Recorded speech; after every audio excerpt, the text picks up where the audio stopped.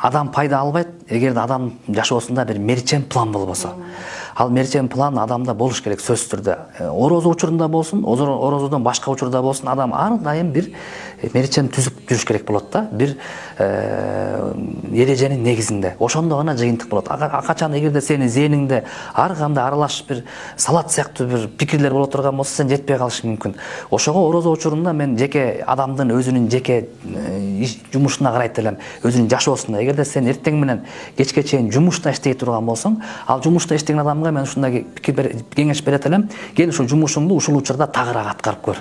Мурун эгерде сен ушул иштеп аткан жумушуңду жакшы аткара албасаң, ушул иштеп аткан жумушуңда балким бир нерсени кыла албасаң, ушул айда кылып көргөнүң жакшылап, аракет кылып көр. Кел ушул учурда жумушуңдагы иштеп аткан чогуу адамдарга жылмайып көрчү ушул айда.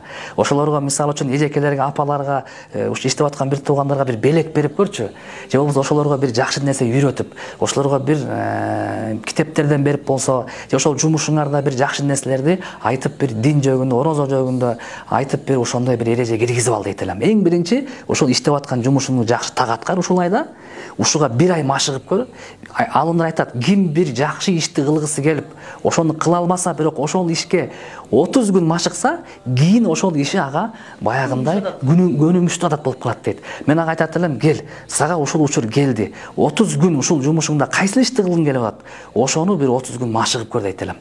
Ошону машыгып көр, кийин ошо көнүмүш болуп калат деп. Экинчисинен, жумуштан кийин үйүңө келесиң. Үйүңө келгенде үйүңдө балдарыңды жылмайып тосуп көрчү.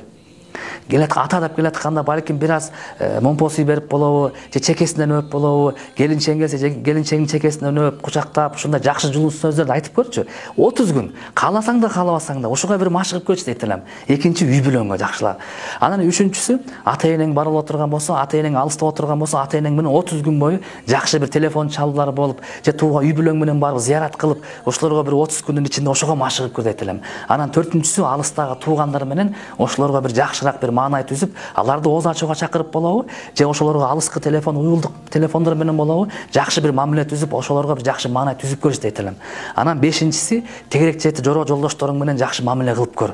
Алардан кечирим сурап көрчү. Сен кечирим сураган келбейт албетте. Сенден кеткен эмес, билем ооба, сен жакшы кишисиң. Бирок сенден кетпесе дагы ошону кесип өтүп, менден кетти бир туугандар, кечирип койгула. Мен ушундай адам менен оңолоюн деп атам. Ушу Рамазан айында барып кечиришели деп, ошону айтып көрчү бир ай бою. Ушу 5 нерсени түздөп ала турган болсоң, балким кийинки жашооңо береке берет Кудай Таала. Анткени ар бирөөнө тең пайда бар. Ким туугандары менен жакшы мамиле кылса, өмүрүн узак кылам дейт. Бейишке киргизем дейт. Ким ата-энесин жылмайып карап койсо, Каабага, Меккеге барды деген сооп берем дейт. Ким аялына, үй бүлөсүнө жакшы мамиле кылса, ага ар кандай ырзык балени алыс кылып коем дейт. Бул сага дагы пайда. Акыретиңе да пайда болуп атпайбы деген бир кеңеш берет элем.